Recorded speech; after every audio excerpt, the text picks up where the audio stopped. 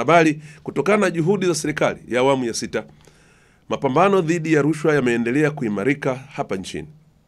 Hali hii inadhihirishwa na utafiti uliofanywa na taasisi ya Transparency International kwa mwaka 2024 na kutolewa kwa umma Februari 11 mwaka 2025, ambapo inaonyesha kuwa Tanzania imeendelea kufanya vizuri kwa kupata alama 41 na kushika nafasi ya 82 kati ya nchi 180, ikiwa imepanda kwa nafasi 5 ikilinganishwa na alama 40 kwa mwaka 2023 na kushika nafasi ya 87. Nchi yetu imeendelea kushika nafasi ya pili katika ukanda wa Afrika Mashariki katika kiashiria hicho cha Corruption Perception Index. Ndugu wanahabari, katika hatua ya makusudi ya kuimarisha mapambano dhidi ya rushwa, sheria ya kuzuia na kupambana na rushwa sura ya 329 ilifanyiwa mapitio na kuboreshwa. Maboresho hayo yameongeza wigo wa kisheria wa taasisi kuzuia na kupambana na rushwa, kushughulikia rushwa katika michezo ya kubahatisha na kwenye chaguzi za kisiasa. Mabadiliko haya ni hatua kubwa kwa nchi yetu na haina budi wa Tanzania tujivunie na kujipongeza, kwa sababu sio kila nchi inayojinasibu kwa mapambano dhidi ya rushwa duniani imechukua hatua kama hii ya kuongeza wigo wa mapambano dhidi ya rushwa ili iendane na mazingira ya kiuchumi, kijamii na kiteknolojia kwa wakati huu wa sasa.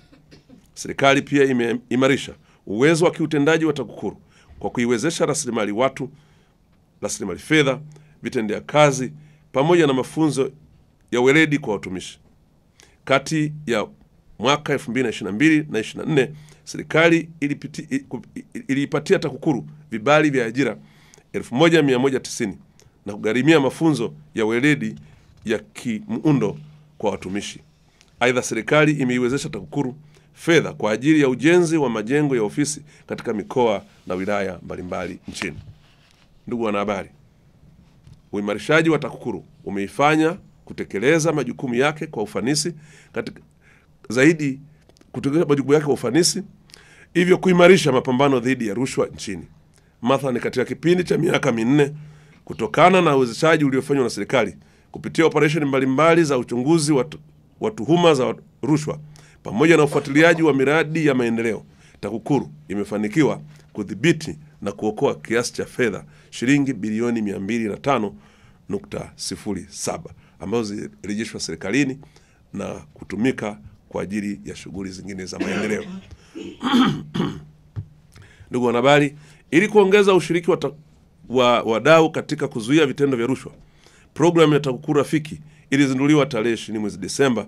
Programu hii imelenga kushirikisha wadau kutatua kero katika utoaji wa huduma kwa umma na utekelezaji wa miradi ya maendeleo, ambapo zikiachwa bila kutatuliwa zinaweza kusababisha kutokea kwa vitendo vya rushwa.